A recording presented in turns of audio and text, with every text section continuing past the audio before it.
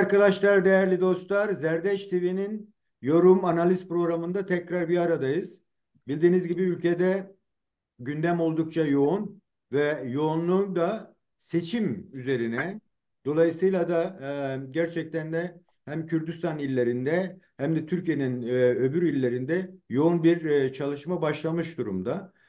Tabii bizim öncelediğimiz ağırlıklı olarak DEM Parti'nin bu süreçte ne yaptığı, ne yapacağına dair bir çalışma tekrar yürütmek. Dolayısıyla da adaylarımızın belirlenmesiyle beraber özellikle de bu sene partinin hem Türkiye'de hem de birçok bölgede belki karşılaşılmayan çok radikal bir karar sonucu aldıkları kendi adayları halka seçtirmeleri apayrı bir farklılık kazandırdı. Dolayısıyla da e, demin bu seçime gidişindeki olgusu sadece seçimde bazı başarılar elde etmek süreci değil, Kürtlerin gerçekten de şu ana kadar vermiş olduğu mücadelelerinin e, bir anlamıyla daha bir görünür kılınması, daha bir toplumsallaşmasını sağlayacak bir sonuca ulaştı. Bundan dolayı da ben yerelden e, adaylıklarını göstermiş olan DEM Parti'nin o insanlardan ikisini size tanıtmayı ve çalışmalarında yardımcı olmanız için kendilerinden beklentileri ne olduğunu sormak istedim. Bu nedenle de değerli iki konuğum var bugün. Bu değerli konuklarım Bingöl, Yayladere, Cevlek Bingöl biliyorsunuz. Yayladere Kolkol beldesinin DEM Parti adayları Sayın Kemal Seven ve Zeynep Olcay Kuloğlu'yla bugün sürece dair bir sohbet yapacağız. Merhaba değerli arkadaşlar, hoş geldiniz. Nasılsınız? Teşekkür ederim. Sağ olun. Merhaba. Gayet iyiyiz. Sizi böyle coşkulu, dolu dolu güzel sözlerle dinleyince daha da iyileştik. Daha da güzelleştik. Sağ olun. Teşekkürler. Zeynep Hocam, Merhaba, ben de bizi izleyenleri, sizleri saygıyla selamlıyorum.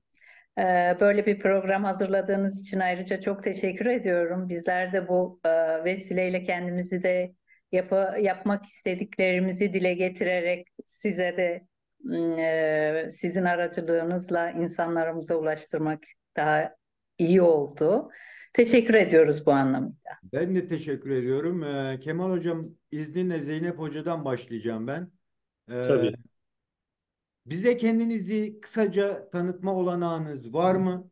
Önce öyle bir giriş yapalım. Ondan sonra Kemal Hoca'dan ve programımıza başlamış olalım. Buyurun hocam. Ben Bingöl Yayladereliyim. 1964 doğumluyum. İki tane oğlum var. Büyük 40 yaşında, küçük 31 yaşında. İşçi emeklisiyim. Ve böyle onurlu bir çalışmanın içerisinde yer aldığım için de ayrıca çok mutluyum. Kadınların sesi olmak, onların ayak sesleri olmayı istiyorum. Ee, Biliyorsunuz bizim coğrafyadaki kadın sıkıntıları, yaşanılmış eksiklikler, kadınların kendilerini özgürce ifade edemedikleri, yani her zaman ikinci planda kaldıkları bir toplumdayız. Ne yazık ki bunu mevcut sistem de bize dayatıyor. E, Eşitlik ve özgürlükten yanayız. Bunun için elimizden gelen imkanlar doğrultusunda yapmak istediklerimizi gerçekleştirmek amacıyla böyle bir yola başladık. Dilerim çok başarılı oluruz, iyi olacak bir kadın adayın olması bence bizim yörede çok çok beni mutlu etti doğrusu. Eminim bütün kadınları da mutlu etmiştir bu konuda. DEM Parti'nin adayı olmak ayrıca gurur veriyor bana. Kemal Hocam size dönecek olursam kendinize Evet. dair neler söyleyeceksiniz bize? Buyurun. 1954 Conak doğumluyum. İlk okulu köyümde, ortaokulu Kolkol'da. öğretmen okulunu Dersim'de, yüksek öğrenimimi Eskişehir'de tamamladım. Evliyim, 5 çocuk sahibiyim. Bir oğlum, 4 kızım var. Heval, Delal, Zelal, Dilan, Demet adlarıyla. 30 yıllık bir eğitimci geçmişim var. 2000 yılında emekli oldum. 2000 öncesi de siyasete ilgi duymuştum. Fakat 2000 sonrası aktif siyasete atıldım. 2003'te Özgür Parti İstanbul İl Başkanlığı yaptım. Ondan önce ve sonra çeşitli partilerin il ve ilçe teşkilatlarında, örgütlerinde çalıştım. Ee, Bugün itibariyle çevremizin, partimizin, mahallemizin baskısı diyelim, bizi DEM Parti Hol Hol belediye eş başkan adaylığına kadar sürükledi. Umarım bu işi tasarladığımız gibi, planladığımız gibi başarı sayfalarına yazarak sürdürürüz. Karşınızda olmaktan, televizyonunuzda konuk olmaktan, partimizin ilkelerini, planlarını, projelerini sizinle paylaşmaktan onur duyarım, gurur duyarım.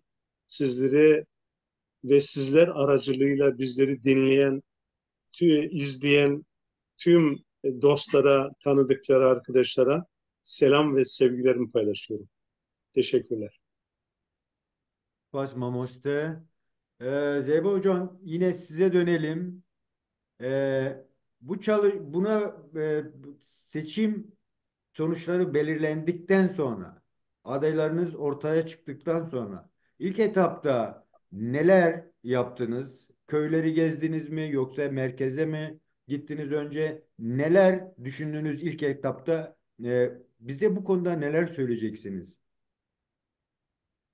Biz henüz Bingöl'e gidemedik, bölgeye. İstanbul'daki dernekleri dolaşarak kendimizi tanıtma ve onlara yapmak istediklerimizi aktarma, onların da bizden beklentilerini dinleyerek başladık.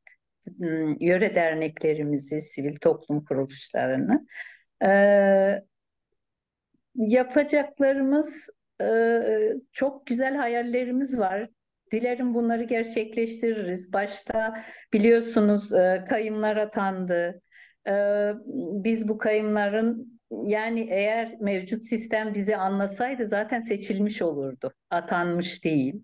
O yüzden de biz buna karşı büyük bir mücadele vereceğiz ve inanıyorum ki insanlarımız da duyarlılıkla bizi seçecektir. Başaracağız bu şeyi. E, Önemli olan birbirimize güven ve birlikte sağlıklı adımlar atabilmek. Başarı bizim olacak. Biz başaracağız. Zeynep Hocam, şey sormak istiyorum. Biliyorsunuz Buyurun. partinin öncelediği programların başında bu kadın öncülüğündeki mücadelenin hakikaten geldiği noktada toplumsallaşmasında çok büyük bir değer taşıyor kadın mücadelesi. Dolayısıyla Evet. bizim yöreye de baktığımız zaman e, kadının siyasete alışkanlığı bazında ne diyorsunuz? Yine o Kürdistan'ın öbür bölgelerindeki öncelenme var mı var? Yoksa gerçekten yöre kadınları da bizim yörenin kadınları da o siyasete kendilerini yakın hissetmeye başladılar mı?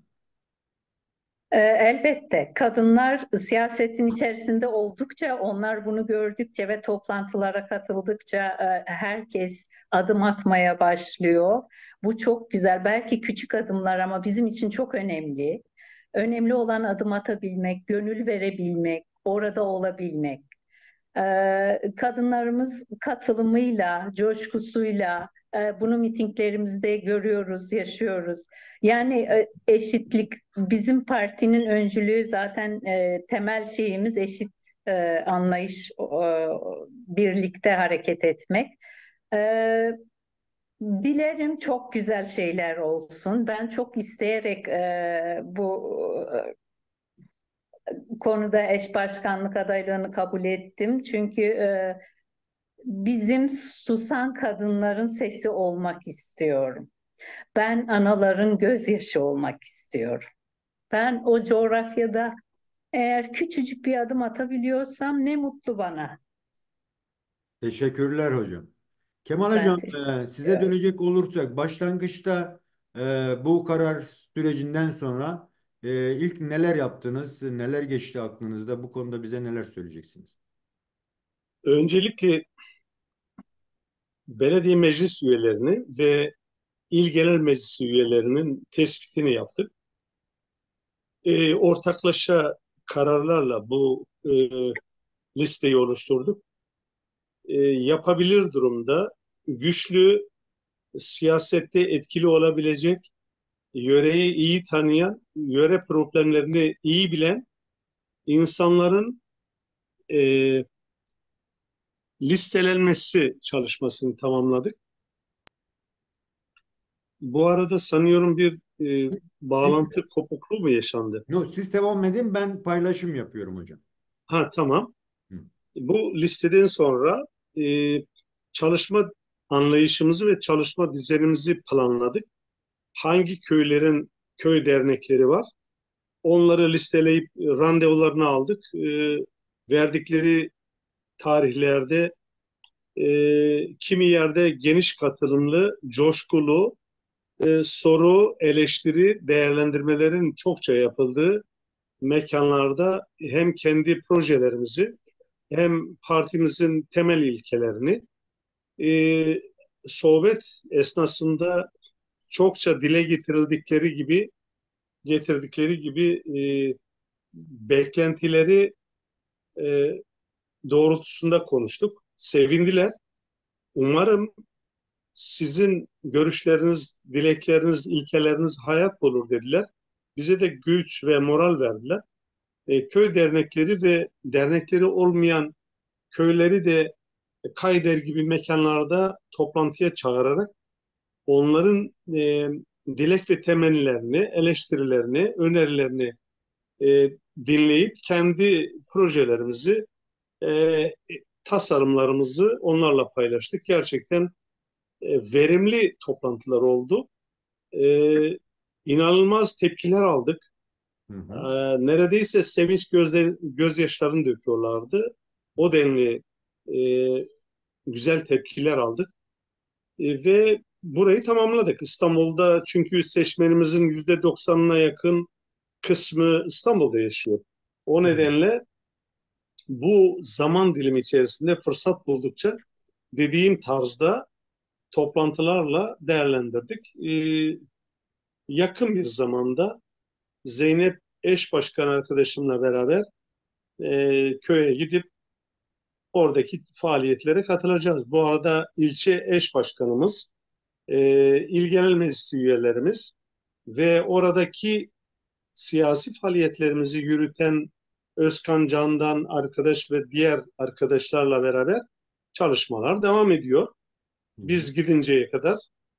E, Şu anda broşürümüzü de hazırladık, tamamladık. Matbaaya vermek üzereyiz. Tasarım ve içerik olarak tamamladık.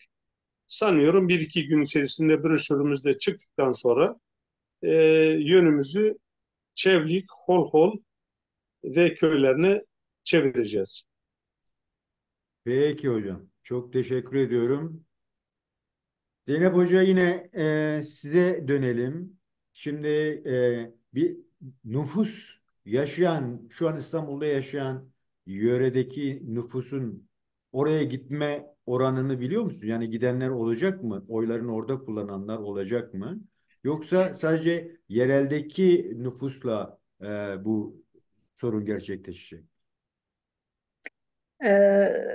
Daha önce kayıtlı olan bölgelerde olanlar, yazın özellikle memlekete giden insanlar, hem muhtar seçimleri biliyorsunuz bu Evet. seçimlerde var. Muhtarlar da e, o için insanları teşvik ettiler. Evet, insanlarımız buradan memlekete giden insanlarımız olacaktır. Ama bizim Yayladere'de asker sayısı çok fazla. Onun için de hemen hemen yarı yarıya diyebilirim. Yani toplam seçim yarı yarıyadır asker ve sivil sayısı. E, Bu konuda evet, biliyorsunuz, zorla göç edildi. Birçoğunun kalacak evleri yok.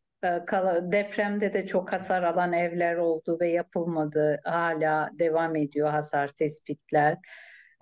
Birçok insanda tabii bu konularda gidiş gelişler ayrıca yüklü bir maliyettir, biliyorsunuz. Hayat şartları çok zor. Her şeyi düşünmek zorundayız mecburen. Bu konular bizi rahatsız ediyor oldukça. Hepimizin ortak sıkıntılarıdır. Öyle yani, kimi gidip kalacak yer bulamıyor. Elbette gitmek istiyor ama kimi de işte gidiyor, çok kısa sürede dönmek zorunda kalıyor. Öyle. Oy oranımız yüzde kaç olur bilmiyorum. Ben çok iyi şeyler düşünüyorum. Dilerim güzel sonuçlar olsun. Şimdi tabii çok erken konuşmak için. Ben gidip birebir o insanların yüreğine dokunmak istiyorum. Kadınlara, annelere, yörede bizim yereldeki bütün insanlara tabii ki dokunmak gerek. O insanlara hissettirmek gerek. Onlara aktarmak gerek, neler yapabiliriz mesela. Onların istekleri doğrultusunda onlardan dinleyerek birçok şeyi öğreniyoruz. Burası bir okul. Yaşadıkça öğreniyoruz, gördükçe eksik. Peki Zeynep Hocam, köylerdeki beklentiler nasıl sizce? Yani o heyecan orada da var mı? Gerçekten yani artık yörenin farklı bir şekilde kendini ortaya koymasıyla ilgili tespitlerini neler gördünüz? Neler şey yaptınız, tanık oldunuz? Şöyle söyleyeyim, çok olumlu tepkiler aldım. Hı hı. Çok mutlu herkes.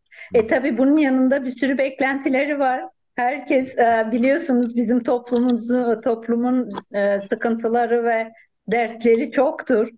Herkes işte seçilirseniz şunu yapar mısınız, şunu yapar mısınız? Köylerimizde örneğin birçok köyümüz belediye bağlı olmadığı için birçok faaliyetlerden ve yardımlardan mahrumdur. Hı hı. Örneğin köylerde bir çöp konteyneri bile yok. İnsanlar çöpleri bir çukura toplayıp, yaşlılar taşıyamıyor tabii, köyden uzak bir yere ve orada yakılıyor. Hı hı. Bunlara bir çözüm üretmek istiyoruz. Köyde mümkünse Yayladere'de bir kooperatif varmış ama faaliyette değil sanırım. Onu sağlıklı bir şekilde faaliyete geçirmek istiyoruz. Ayrıca kadınlar için İSMEK gibi bir düşüncemiz var. Belediyeden işte kadınlar meslek edindirme kursları ücretsiz olsun istiyoruz. Kadınlar üzerinde daha doğrusu birçok şeyimiz var. Dilerim bunu gerçekleştiririz. Kemal Başkanımla birlikte. Kemal Başkan bu projenin mimarı diyeyim. Hem bilgi ve birikimleri hem de donanımlı bir insan olması bana da ayrıca güç veriyor. Onunla birlikte yürümek bana onur veriyor. Biz Ben birlikte her inanıyorum şeyin kadın her kararının da şeyin onu üstesinden desteklemesiyle geleceğiz. daha iyi olacak. Evet, ben de inanıyorum. Ee, Kadınlarımızın tabii ki beklentileri çok çok fazla. Sağlık sorunları var. İnsanların mesela buna bir çözüm üretebilirsek tabii elimizden imkanlarımızla ne yapabiliriz? Bunu düşünmek lazım. Belediye bağlı olmayan köylere de eşit şekilde tabii, belki imkanlar dahilinde, öyle söyleyeyim. Yapılması gereken her şeyi yapmak istiyorum. Dokunmak istiyorum. Örneğin aşağıki mahallede yaşlı teyzeler yazın geliyor kalmaya, çöplerini köyün dışına taşıyamayacak durumdalar. Bunlar çok üzücü şeyler. Yani köylere çöp konteynerları en azından koyabilirsek, aşağı mahalle, yukarı mahalle ve haftada 2 gün boyunca 2 defa olmak kaydıyla köylerden çöp toplanılması. Bu benim düşüncem. Dilerim bunu başarırız. İSMEK yine aynı şekilde kooperatif, insanlar hayvan besliyor ama katık toplamak istemiyorlar ya da hani uğraşmak istemiyorlar. O sütünü, ürününü ya da balını ya da cevizini bilmem neyi alıp orada insanlara daha uygun fiyata onu temin edebilmek, böyle bir projemiz var. Çocuk parkı yapmak istiyoruz. Çocuk kreşi, çalışan annelere kreşin olması çok önemli. Mesela aklımızda olan şeyler. Bunları yapabilme imkanımız olur. Böyle bir şansı bizim halkımız da bize verecektir. Ben inanıyorum. Birçok şeyi başarmak istiyoruz. Peki hocam, çok teşekkür ediyorum. Ben Kemal, teşekkür ederim. size dönecek olursam, biz bir şey sormak istiyorum. Orada e, Yayladere'nin şu an nüfusunu bilmiyorum ama sanıyorum bütün partilerin de orada mücadeleleri var. Dolayısıyla DEM ve öbür partileri karşılaştırdığımızda, e, örneğin o Burjuva partileri dediğimiz AKP veya CHP'nin oradaki halka dokunmasını nasıl görüyorsunuz? Onlarla nasıl mücadele etmeyi düşünüyorsunuz? Bu konuda bize neler söyleyeceksiniz? Kadar bu problemler yaşanıyor maalesef. Bunların ülkemizdeki versiyonu olan ırkçılık, şöven anlayış Türkiye genelinde mücadele ettiğimiz bir alandır. Fakat Yayladere'de de bu anlayış kendine yavaş yavaş hissettiriyor. Hmm. Din bezirganlığını yapan şu andaki iktidar güçleri yanı sıra ana muhalefet olduğunu söyleyen ve fakat iktidardan çok da farklı olmayan politikalar ve halkın zamlarla, devlet baskısıyla, e, eğitimden uzak oluşuyla, iş alanından uzak oluşuyla ki hep gurbete düştük, gurbet ellerine düştük, evsiz, barksız, işsiz, güçsüz, bunları yeniden memlekete göndermek, köylerine yönlendirmek, orada iş ortamı yaratmak kolay değildir. Kaldı ki e, ana muhalefet ve iktidar güçleri bu demin geriye dönüş, köyü yeniden şenlendirme, kalkındırma, yerinde yönetim, yerinde iş, yerinde eğitim planlarına pek de hoş bakmıyorlar. Çünkü sonuç itibariyle biz yerelden demokrasiyi inşa etmeye çalışan parti ilkelerine sahibiz. Bu da mevcut iktidarın ve muhalefetin burjuva partilerinin işine gelmez. Ancak biz bu yola baş korken 30 yıllık siyasi yaşamım boyunca verdiğim mücadelenin, verdiğim bedelin benzerini bu meslekte ya da bu görevde ifa etmeye çalışacağım.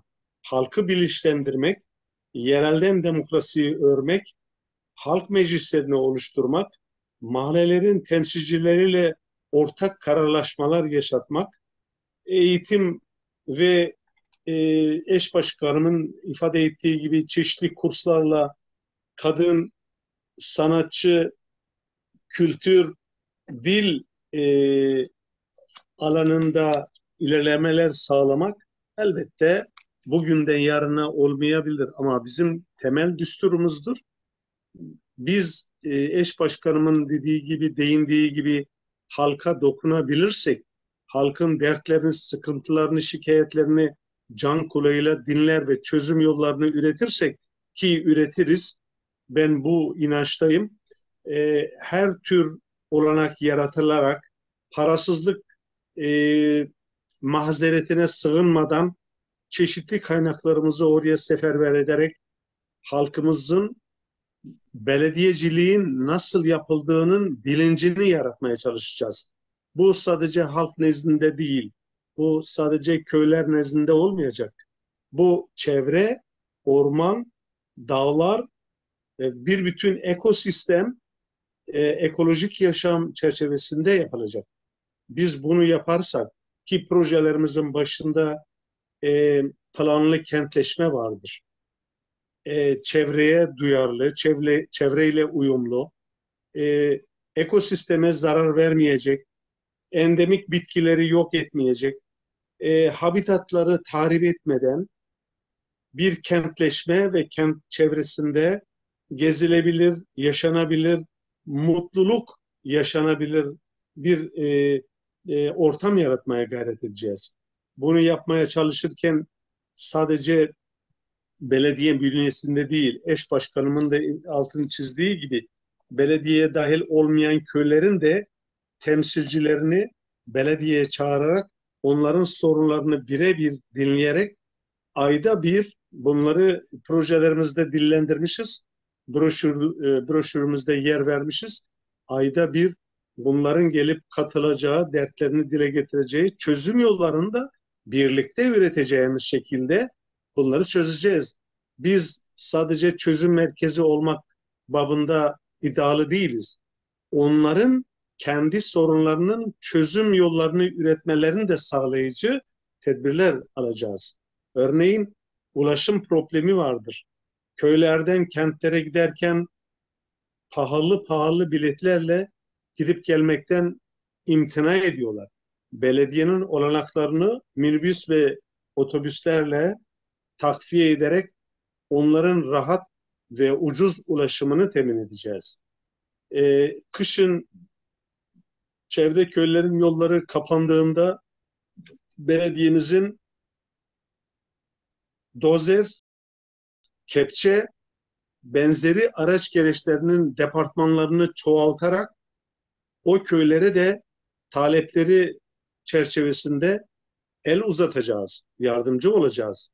Yine yaşlı insanlarımızın, kadınlarımızın ilçe merkezinde dinlenebileceği, oturabileceği, zamanını değerlendirebileceği mekanlar maalesef yoktur.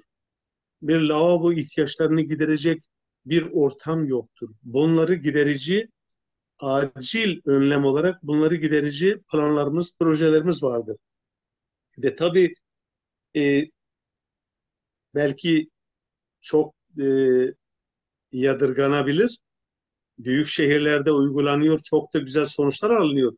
Bölgemizdeki sokak canlılarımızın kışın beslenmesi, bakımı, barındırılması, gerekirse aşılama çalışmalarının sağlanması için de projemiz vardır. Yine çevre köylerinin ve mahallelerimizin tarım ve hayvancılıkla uğraşan insanlarımızı o konuda bilgilendirmek, belediyenin varsa sorunları, varsa hal edeceğimiz meseleleri elimizi taşın altına koyarak onlara katkı sunmaya çalışacağız. Bir başka önemli projemiz bölgemizde dağcılık ve termal turizmi öne çıkaracağız. Dağcılık turizminde kayaktan dağlara geziye kadar dağlardaki uygun ortamlarda festivalleri organize etmeye kadar yine termal turizm dediğimiz sıcak su kaynaklarımız bir dizi var.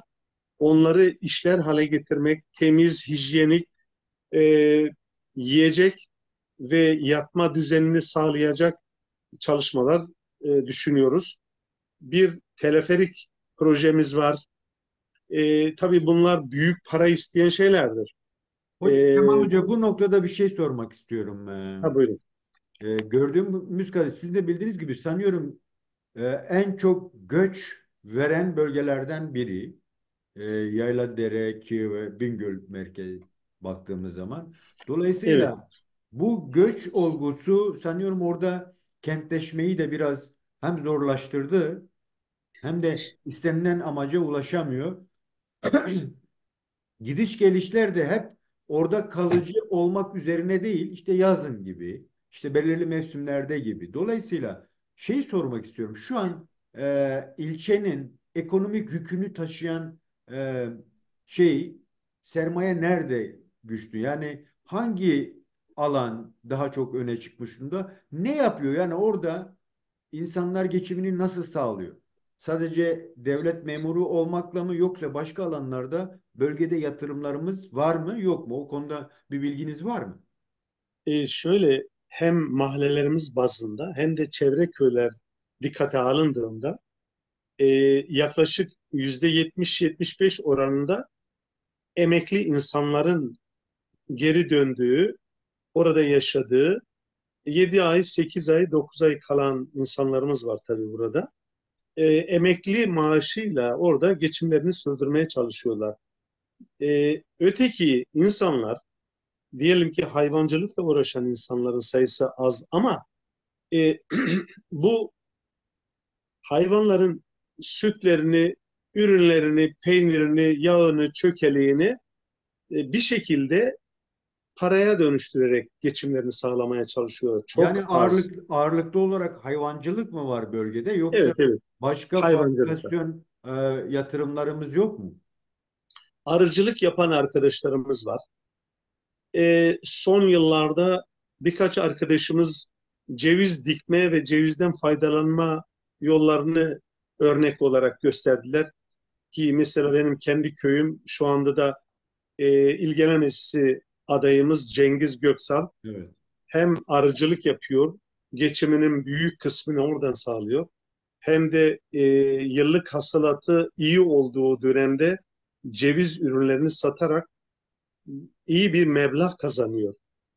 Tabii bu ceviz dikimi ve bakımını belediyenin öncülüğünde tarım e, çalışanlarının katılımıyla, ilçedeki tarım teknisyenlerinin katılımıyla çoğaltmayı, belediyenin öncülüğünde bunları çoğaltmayı, her köye yaymayı, sadece mahalleler bazında değil, Kemal bütün Hoca bunu köyler. şey için soruyorum. Yani e, her zaman uzun yıllardır büyük bir sorun. Geri dönüş köye dönüşle ilgili her zaman bir planlamalar yapılır ama ne olursa hemen birkaç ay içerisinde program sönümlenir ve olmuyor. Dolayısıyla bu geri dönüşe dair de belirlenmiş bazı projeleriniz var mı? Ağırlık vermek istediğiniz Vardır, alanlar. vardır. Önemli bir soru sordunuz gerçekten. Bizim neredeyse belediye hizmetinin temel taşı halinde gördüğümüz bu planlı kentleşme dediğimiz merkez ve merkez mahallelerde sadece uygulamayacağız. Bunun altyapısını örerek, örneğin tarım faaliyetlerinde demin altını çizdiğim ceviz, elma, yani bahçe ve bostan tarımı, o tarımlardan elde edilen ürünlerin oluşturulacak kooperatif, gerçi mekan olarak şu anda kooperatif var ama işler halde değildir. Onu işlevsel hale getirerek o ürünlerin kooperatifimiz tarafından satın alınarak e, kamyonlarla büyük illerde uygun fiyatlarla satışını sağlayıp tekrar o parayı oraya harcama, oraya yatırım olarak dönüştürme projemiz vardır. Yanı sıra DEM Parti'nin bölgedeki belediyeleriyle kardeş belediyecilik, parti belediyeciliği çerçevesinde gerek makina, gerek proje destekleri, gerekse aklımıza gelmeyen, orada uygulanıp çok güzel sonuçlar alınan projeleri hayata geçirmeyi düşünüyoruz.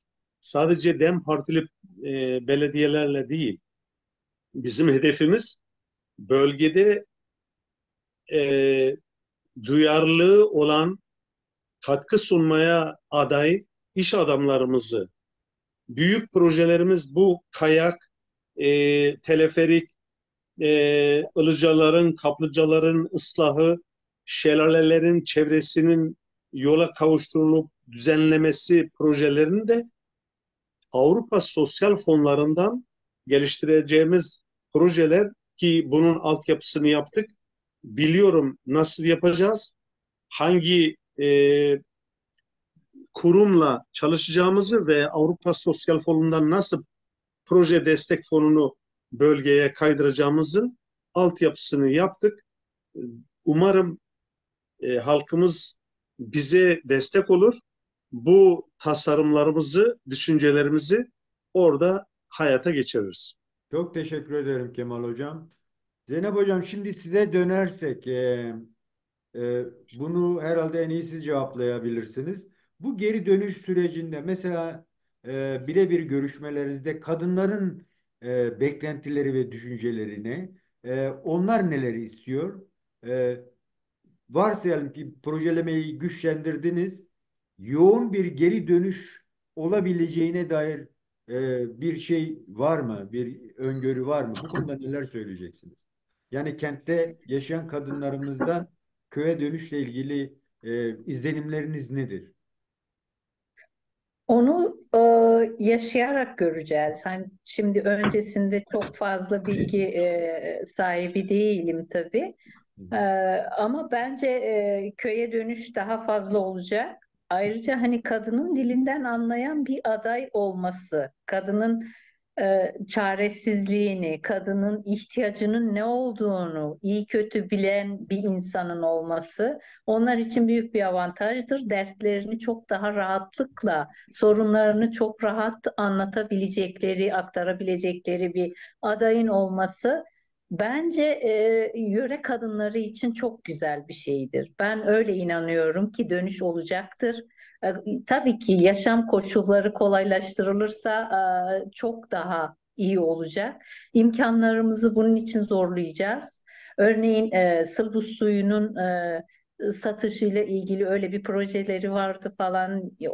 O dağlarda Sılbus suyunun eteğinde binlerce hayvan türü, canlı, bitki ve şeylerin faydalandığı bir suya. Buna asla sularımızı, ormanlarımızı koruma projelerimiz vardır. Yangınlara karşı önlemler alınmalıdır. Yani düzenli olarak bunun üzerinde en azında çalışmalarımız olacak. Yani her seferinde elektrik trafosundan yangın çıktı, yok bilmem ne oldu. İnsanlarımızı bu konuda bilgilendireceğiz. Herkes duyarlı ve bilgili olacak. Başkanımın da söylediği gibi, Kemal abim söylediği gibi ayda bir halk toplantıları, buna kadınlar dahil olacak. Bu halk toplantılarına kadınlarla birlikte söyleşiler, e, güzel sohbetler, eksiklerimizi onlar bize aktaracak. Biz de onların talepleri doğrultusunda çözüm üretmeye çalışacağız, dokunmaya çalışacağız. Böyle söyleyeyim. Dilerim çok güzel şeyler olacak. Ben çok inanıyorum. İçim kıpır kıpır. E, kadınlara dokunmak istiyorum. Kadınlarla birlikte neler yapabilirim onu düşünüyorum.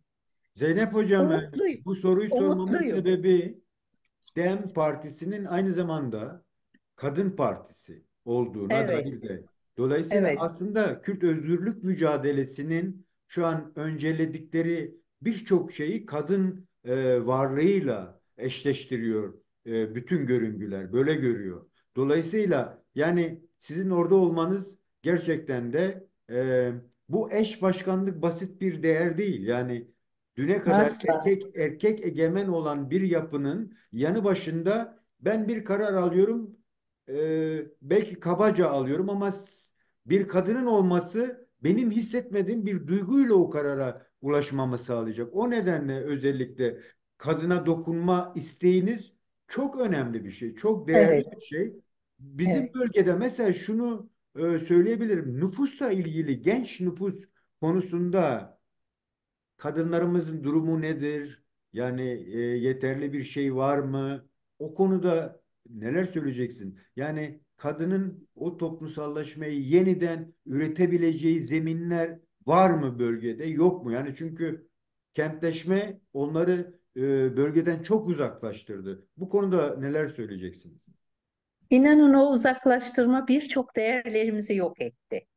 Yani ben köye gittiğim zaman o insanların içtenlikle kapılarını açarak insanları buyurun etmeleri, samimi bir şekilde insanlara ikramlarda bulunmaları, biz birçok değerimizi yok etti. Yani kaybettik daha doğrusu. Ee, bizi zorunlu göçe sevk ettiler. Ama şimdi şöyle söyleyeyim, bölgede öyle bir olanak hiç yok. Kadınların hani söylediğiniz gibi kendilerini ifade edebilecekleri ya da hani fayda sağlanacak bir şeyleri hiç yoktur. Bir araya gelebilecekleri bir ortam yok. İSME'yi o yüzden hani kadınların meslek edindirme kurslarının olması, bir araya gelip sohbetler etmesi kadınların. Ben şöyle buna küçük bir örnek göstererek söylemek istiyorum müsaade ederseniz. Buyurun. 1999'da eşim Kartal Belediyesi'nde çalışırken tabii belediye seçimlerinde onlara oy verilmedi diye 64 işçi işten çıkarıldı. Ve biz kadınlar olarak, eşler olarak oraya gittik. Hani şunu amaçladık. Öncü olarak da hani tabii öncülüğünü yapmıştım o zaman kadınların, eşlerin. Şöyle düşünmüştüm. Kadınlar orada olursa erkekler hani eşlerimizin bir bahaneyle oradan uzaklaşmaması gerektiğine inandım. İş yerini biz işgal etmiştik. Hiç kimseyi oraya yaklaştırmadık 9 ay boyunca. Ee, Eşimin birçok arkadaşı benden yana şikayetçi olmuşlar. Eşlerimiz bizim sözümüzü dinliyordu ama şimdi dinlemiyorlar. Zeynep abla işte şunu yapın demiş, biz bunu yapmalıyız. İmza toplama kampanyası vardı. Kalem satma hani destek olmak için ihtiyaçlarımızı az da olsa gidermek için bir takım çalışmalarımız olmuştu. Girişimler tabii ki hani rahatsız olan erkeklerimiz biliyorsunuz bizim coğrafyamızda da çok fazladır.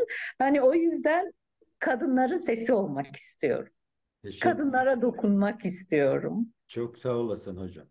Çok Siz sağ teşekkürler. olun. Kemal hocam bir şey daha sormak istiyorum. Bu özellikle DEM belediyelerinin öncelediği e, bu çok dillilik meselesi de var. Sizin de geçmiş dönemimizdeki bu eğitim durumunu da göz önünde bulundurduğumuzda e, e, belediyede yapmak istediklerin arasında bu çok dinliliğin yerleştirilmesine dair de düşüncelerinizi alabilir miyim? Yörede sadece Kurmancı ve Zazaki mi konuşuluyor? Başka diller var mı? Buna yönelik düşünceleriniz ne? Ne Evet, bu yapabilirsiniz belediye bünyesinde? bu soru için özellikle teşekkür ederim. Broşürümüzde özel bir renkle belirttiğimiz bu projemiz benim geçmişten günümüze hassas olduğum bir konudur. Bu yüzden hapis yattım. Bu yüzden birkaç sürgün yaşadım. Bu yüzden birkaç kez gözaltına alındım. Bu yüzden maaş kesim cezalarına uğradım vesaire. Şimdi bu öyle bir proje ki benim hayatımın projesi diye adlandırdığım projedir. Sohbetimizin başında dedim ki yani bizim formatımız Kürtçe cevap vermektir. Ama siz dediniz ki tabii bizim televizyon programımızın da formatı Türkçe olduğu için Türkçe konuşalım O dediniz. ilk Saygı duydum. sorgulamamda söylemenizi istedim aslında oydu. Yani Kürt Enstitüsü'ndeki çalışmalarınızı da söyleyeceğinizi sandım ama siz onu dillendirmediniz. Dolayısıyla bu soru sorulması gerekiyordu. Çünkü Evet, o evet, teşekkür sorgularınızı ederim. biliyorum. Kürt Enstitüsü bünyesinde oluşturulan bir kurs vardı. Kürtçe kurs, Kurmancı, Zazaki kursları 2 yıl yöneticiliğini yaparak e, ilk deneyimimiz kazandık.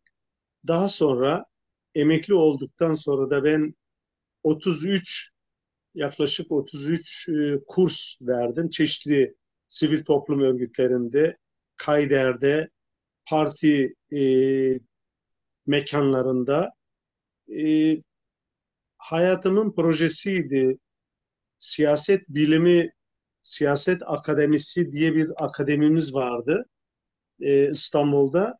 Siyaset akademisinde 1 yıl e, Kürtçe dili eğitimine ilişkin öğretmenlik yaptım.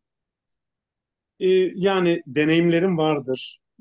Belediyede de projelerimizin dahilinde şunu demişim. Belediyemiz demokrasinin beşiği haline getirilecek.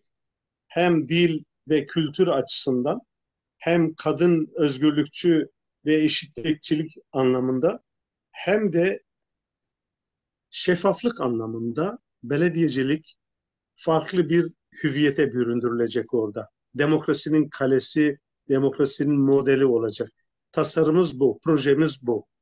Bizim bütün hesaplarımız, bütün kalemlerimiz, maddi kaynaklarımız, giderlerimiz, gelirlerimiz yıllık bazda büyük puntolarla bezlere yazılarak bütün halkımızın bilgisine sunulacak. Ayrıca halktan kişilerin hem belediye başkan ve meclisine hem de belediye çalışanlarının tamamına denetleyebileceği, yani halkımız gelip denetleme yapabileceği, hesap sorabileceği bir ortam bizim tasarımlarımızdan, projelerimizden birisidir. Bunu hayata geçireceğiz. Bu olmazsa olmazımızdır. Fakat dil konusunda kültür merkezimiz var. Belediyenin kültür merkezi var. Orada hem sanatçıların hem dil öğreticilerinin hem halk oyunları ve öykü anlatıcılarının yer alacağı öğreticilerin kullanabilecekleri atölyeleri açmayı projelendirmişiz. Umarım bu fırsat elimize geçer. Çünkü kültür merkezimiz geniş kapsamlıdır. Geniş bir alanı var. Çeşitli odaları bomboş duruyor. Çeşitli salonları bomboş duruyor. Buralarda konferanslar, sempozyumlar, paneller, slaytlar ki özellikle kadın sağlığıyla ilgili e, bölgemiz insanının diş problemleri çoktur. Kadın sağlığı yalnız değil, tabii diğer toplumun diğer kesimlerinin de sağlığıyla ilgili konferanslar verme, paneller verme ve slaytlar gösterme, böyle bir çalışmamız olacak. Ama esas olarak dilimizi, Kürtçeyi e, eşit ana resmi dil haline getireceğiz. Yani Türkçe konuşulduğu kadar Kürtçe konuşularak, çünkü bazı çalışanlarımız Kürt olmasına rağmen Kürtçe kendisini ifade eder durumda değildir. Biz bunun bilincindeyiz. Bunun acemilik dönemini atlatarak onların rahatça kendilerini ifade etme, birbirleriyle tartışabilme, hatta yazışabilme imkanlarını yaratmaya çalışacağız. Böyle bir Peki. projemiz var. Çok teşekkür ederim. Değerli arkadaşlar, son bir soru sormak istiyorum. Onu da siz de izin verirseniz programı bitirmeyi düşünüyorum. Zeynep Hocam, son olarak bütün bu heyecanınızı koruyarak gerçekten bu katılımı canı gönülde katkı sunduğun için ben de çok teşekkür ediyorum. Son olarak sizin bu çalışmaları yaparken yöre halkından, bizim büyük kentlerdeki yaşayan yöre insanımızdan beklentileriniz ne? Ne yapmalarını istiyorsunuz? Sizin bu heyecanınızı gerçekten taşlandıracak sonuca ulaştırmak için neler yapsınlar? Size nasıl ulaşabilirler? Size nasıl yardımcı olabilirler? Bu konuda bize neler söyleyeceksin? Bize oylarını esirgemesinler bizden. Onun için onlar temel şeyimizdir. Ee, Yapacakları şeyler bize güvenmeleri, bize inanmaları. Bunu tabii güven sağlanmalı. Güven demekle olunmuyor. O güveni sağlamak önemli. Onun için de ben insanlarımızın gerçekten bana inanmalarını ve güvenmelerini istiyorum. Biz DEM Parti olarak kadın öncülüğünün önemini ve önemsediğimizi bilmelerini istiyoruz. Bu konuda bu güzel adımların devamı olsun. Attığımız bu adım bizim atacak adımlarımızın temeli olsun diyorum.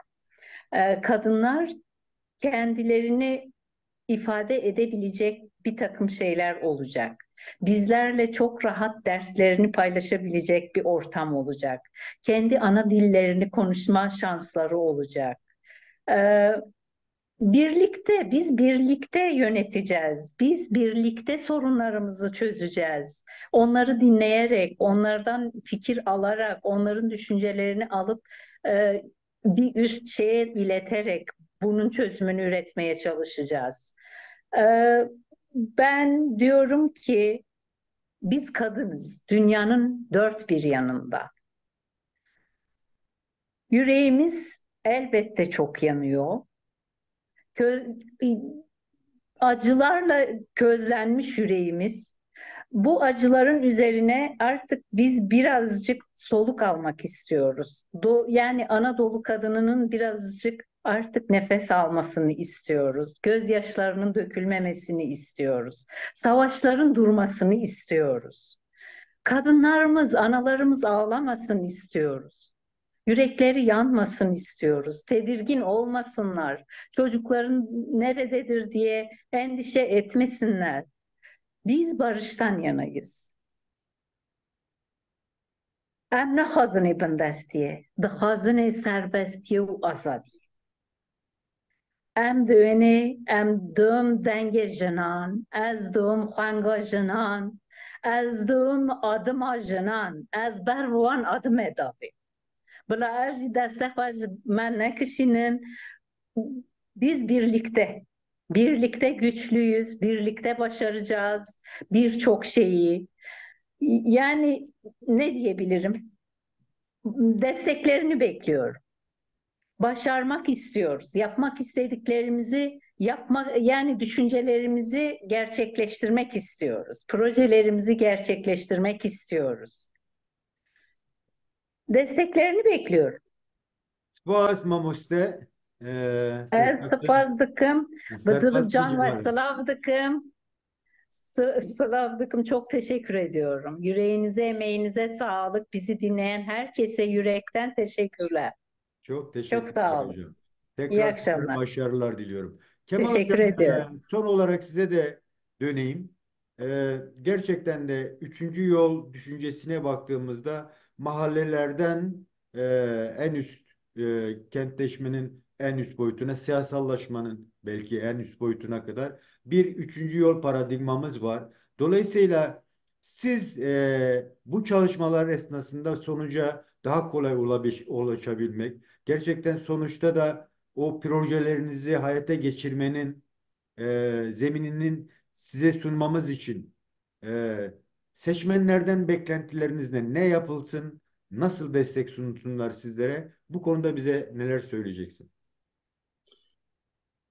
Tabii biz bu projeleri broşürümüzde yer verirken ya da gönlümüzde bu beklentileri yaparken, bina haline getirirken gerçekçi olmayı da unutmuyoruz. Biz biliyoruz ki yöre halkı, bölge halkı yıllardan beri devlet mekanizmasının çarkları altında ezilmiş, üzülmüş, sürülmüş, dövülmüş, her tür hakarete uğramış, resmi makamlardan devlet adına şamar yemiş, azar işitmiş, ötelenmiş ve küçümsenmiş.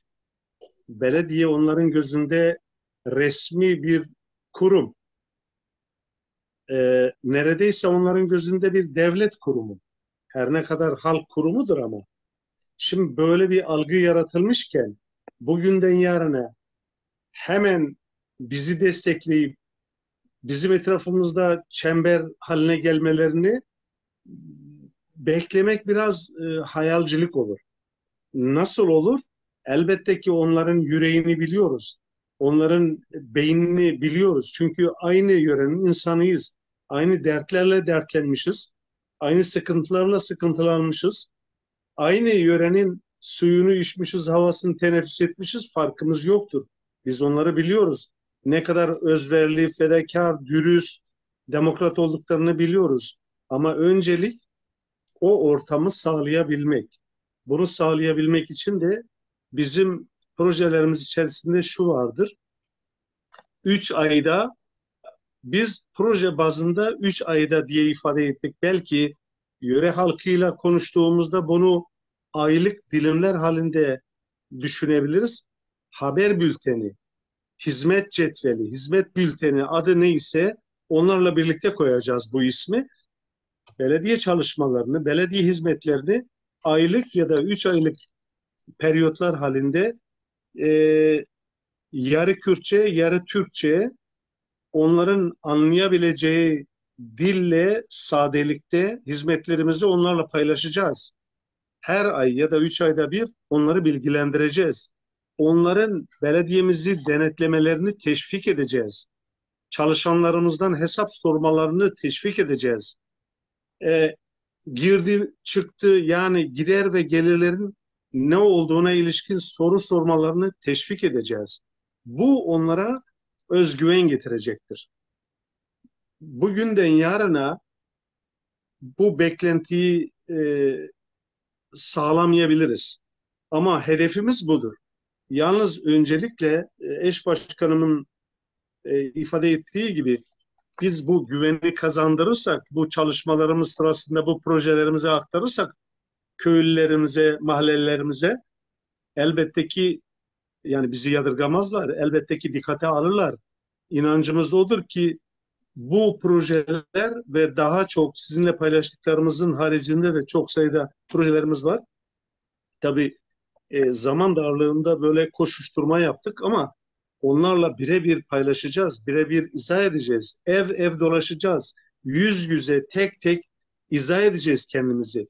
Kendi partimizin ilkelerini, kadın özgürlükçü anlayışımızı, ilkelerimiz çerçevesinde demokratik yerelliğin önem kazandığını bunlara hissettireceğiz. Çünkü demokrasi yerelden başlar.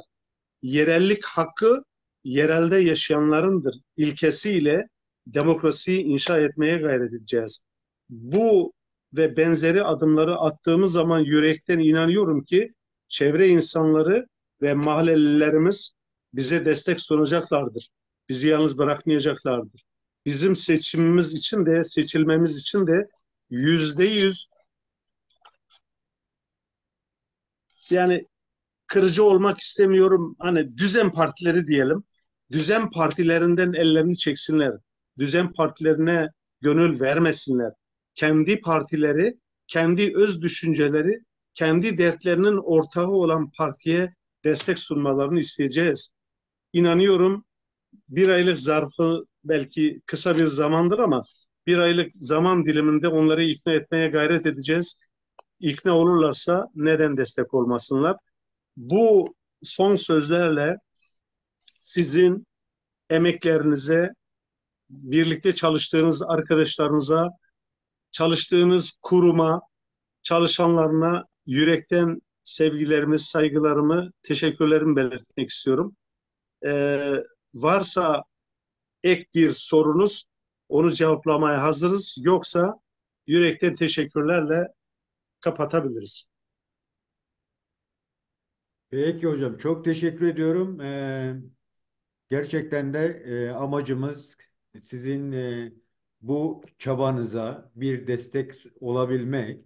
Dolayısıyla da değerli dostlar, lütfen bu programı insanlara ulaştırmaya çalışın ve adaylarımızın e, çalışmaları noktasında da desteklerinizi esirgemeyin. Çünkü gerçekten de yeni bir paradigmayla Kürt halkının kendi yaşamsal alanlarını oluşturmanın mücadelesinin zirvesindeyiz diyebiliriz. Bundan hiç kuşkunuz olmasın. Bu zirveye ulaşmanın koşulu olarak da gerçekten canı başla insanlarımız çalışıyor, aday oluyorlar, yönetimlere girmeye çalışıyorlar. Köyden meclis yapılanmalarından tutun siyasetin en üst noktasındaki temsiliyete kadar bu çabalar içerisinde lütfen bu çabalara destek olmanızı rica ediyorum.